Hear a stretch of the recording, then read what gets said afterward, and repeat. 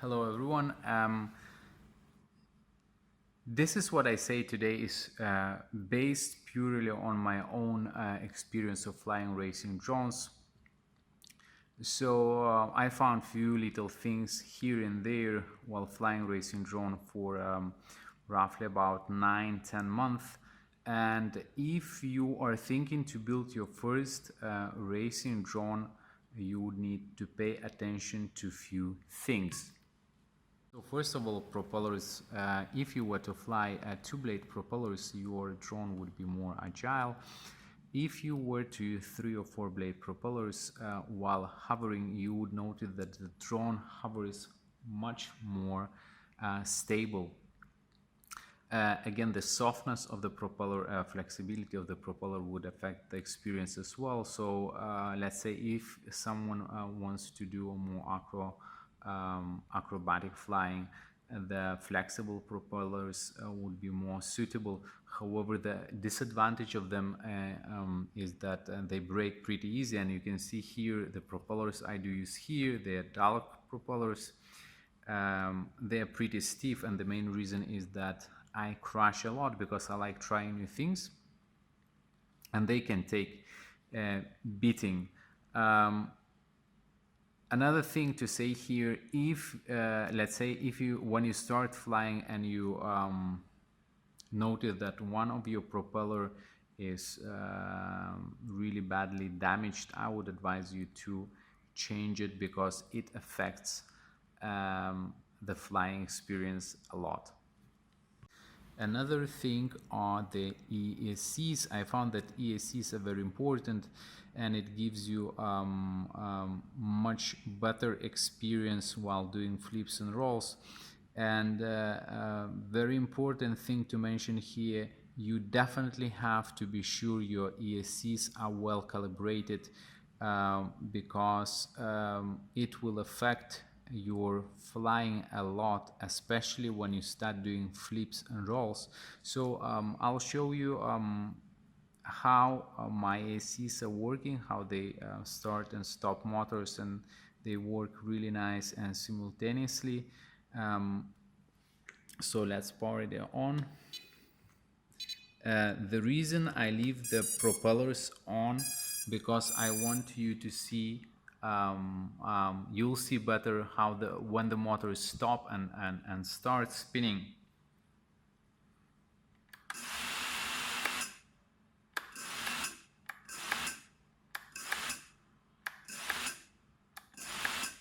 So as you can see, they do start, all 4 motors start spinning together and they stop at the same time, and it is very important when you do flips and rolls. So another thing to mention here, the batteries.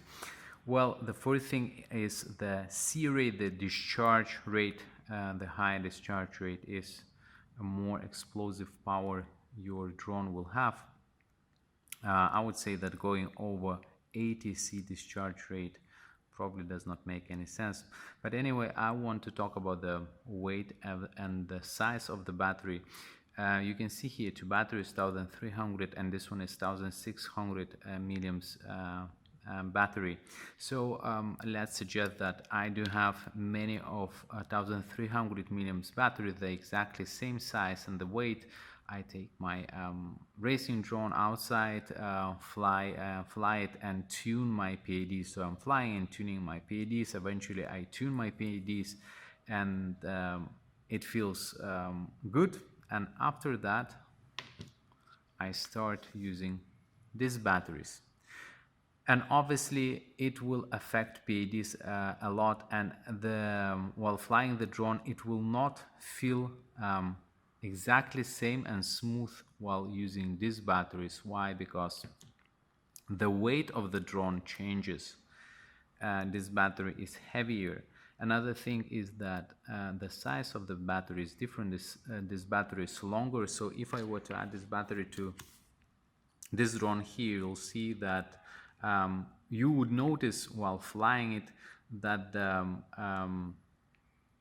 the weight center changes. It's not so centered, and you definitely feel that while doing flips and rolls, and rolls wouldn't be a problem, but the flips, while doing the flips, forward to backward flip, you would feel that the time of the flip is longer and the drone feels sort of heavier and not so much responsive as while flying and having this smaller and lighter battery. So guys, if you're thinking to get your first drone and then get few batteries, I would advise you to save some hassle and get same size and weight batteries. It will definitely affect while tuning your PADs. So these three things do really affect the flying. This is what I found myself.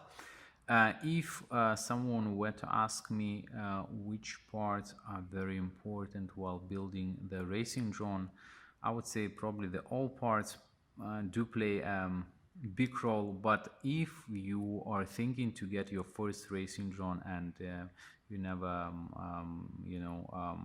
had a chance to fly racing drone and using acro mode, I would advise you to get a really good quality frame. Trying not to save money on the frame, and the main reason is that you will crash really a lot, and having a good quality frame, it will save you money, hassle and stress, because you will not need to worry about crashes. Good frames can take crashes very well, and they last a long time, unless of course you start flying and crashing your drone into the concrete wall. Another thing are the ESCs. I would advise you to get little bit better quality of ESCs and calibrate them well. The parts where you can save some money on, I would say, are the video transmitter and the camera, especially the FPV camera. Why? Because when you start flying it, you will crash a lot, and your FPV camera will suffer as well, and you'll scratch your screen, maybe you'll break it. So I would say that this part is very vulnerable. In the beginning, I wouldn't advise you to get a good quality FPV camera and pay lots of money for it, especially and as well for a video transmitter. I think you can update and get something better while you improve your flying and you do not crash so often.